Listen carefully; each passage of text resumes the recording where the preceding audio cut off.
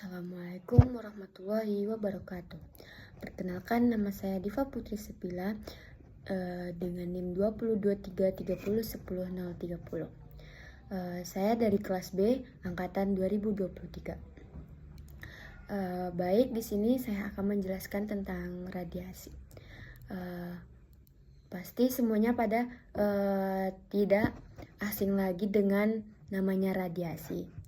Jadi radiasi dalam istilah fisika yaitu suatu cara perambatan energi dari sumber energi ke lingkungan tanpa membutuhkan medium. Sementara radiasi itu sendiri adalah suatu emisi atau pancaran dan perambatan energi melalui materi atau ruang dalam bentuk gelombang elektromagnetik dan partikel. Radiasi terjadi ketika atom yang berusaha untuk menstabilkan diri atau mencoba untuk menstabilkan diri ke proses yang lebih stabil. Inti atom itu terdiri dari proton dan neutron, sementara yang mengelilingi inti atom yaitu elektron. Untuk mempertahankan elektron itu berputar, maka dia akan membutuhkan energi. Atau ketika kulit L akan masuk ke kulit K, jadi dia itu akan membutuhkan energi untuk masuk ke kulit K. Sifat radiasi ada dua, yaitu terdiri dari radiasi elektromagnetik dan radiasi partikel. Yang pertama itu yaitu radiasi elektromagnetik, radiasi yang tidak memiliki massa. Jadi ketika elektron masuk ke kulit L atau ke dalam, maka dia akan mengeluarkan pancaran berupa gelombang elektromagnetik.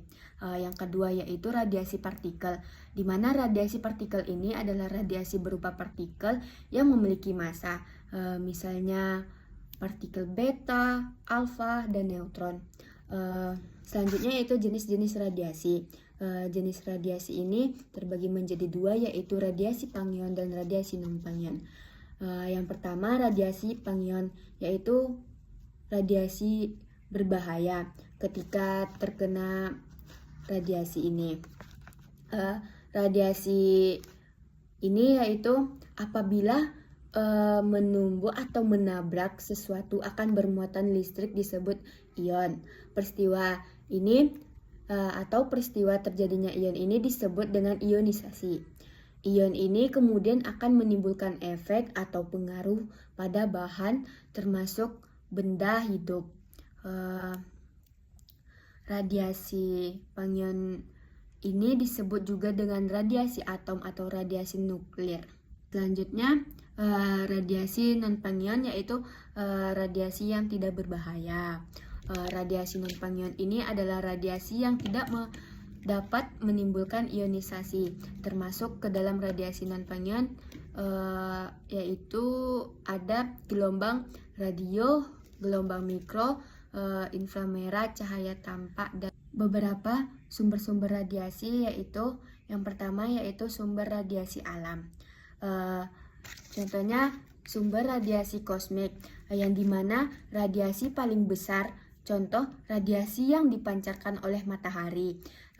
Jadi semakin dekat kita dengan benda atau dengan radiasi, maka semakin besar atau tinggi efeknya. Yang kedua itu yaitu sumber radiasi buatan, yaitu radio nuklir buatan, pesawat sinar X, dan banyak hal lainnya. Pemanfaatan radiasi ini memiliki banyak manfaat, contohnya salah satu yaitu di bidang diagnostik. Jadi penggunaan radiasi di bidang diagnostik ini yaitu untuk membantu dalam pemrosesan mendiagnosa suatu penyakit pada pasien melalui penggunaan X-ray konvensional. Selanjutnya yaitu pada bidang terapi, contohnya itu sebagai proses terapi atau penyembuhan penyakit pada pasien. Dari video yang sudah pernah ditampilkan saat pembelajaran, dapat disimpulkan bahwa energi yang dipancarkan dalam bentuk elektron mengenai elektron di atom tubuh kita, maka atom kita akan rusak. Ketika atom rusak, maka organ-organ juga rusak karena energi yang besar itu merusak tubuh. Baik, sekian video singkat dari saya. Saya akhiri dengan wassalamualaikum warahmatullahi wabarakatuh.